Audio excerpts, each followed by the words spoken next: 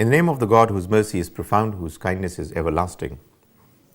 Hajj is a great act of worship, but like all other worships, like all other meaningful deeds in this world, you are not going to be able to do Hajj properly unless you are mentally prepared for it, unless you know what it means, unless you know what are the things that might spoil your Hajj. The Almighty says in the Quran, وَتَزَوَّدُوا فَإِنَّ خَيْرَ الزَّادِ التَّقْوَى, that you take the baggage of Hajj, of journey with you, and remember that the best baggage for Hajj is taqwa. That is, you take your baggage, belongings for your needs while you will be in the journey along with you, but be absolutely sure that the most important thing in your baggage should be your God consciousness, your taqwa. Because if you are not mentally prepared to do Hajj in the right manner, then it is very unlikely that your Hajj is going to be of the right spirit. What exactly should you be doing in order for you to prepare yourself well for Hajj? Well, the first thing is that you should know what Hajj is. You should know why the Almighty requires us to come and do Hajj. You should know the meanings of each and every shaira, each and every act that you are going to undergo during the journey of Hajj. You also must know what are the things that have to be done there, what are the obligations, and this of course is something that needs some kind of a training, some kind of preparation before the journey of Hajj is undertaken. Also, the Quran says that when you go for the journey of Hajj, فَلَا رَفَثَ وَلَا فُسُوقَ وَلَا جِدَالَ فِي الْحَجِّ, then you should not talk about anything which is obscene, absurd. You should not fight with each other, and you should not also talk about anything that has to do with evil, and God Almighty's orders and injunctions should not be violated.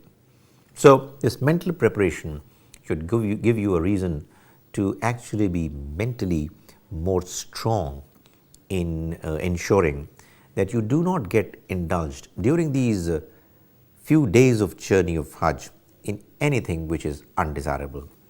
Most certainly, the ihram itself is a restriction which causes you to be conscious that you cannot do anything against God, because ihram indeed has its own restrictions which are far more restrictive than what you are normally allowed to be in your daily life as a Muslim.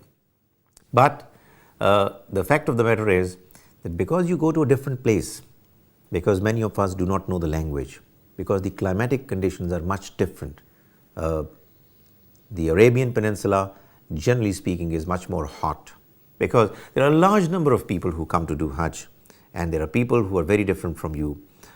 It is likely that at times you might find yourself on the verge of losing your temper, saying things to others which are negative, because you would like to go and do tawaf, and you would find that there are many others who are in your way.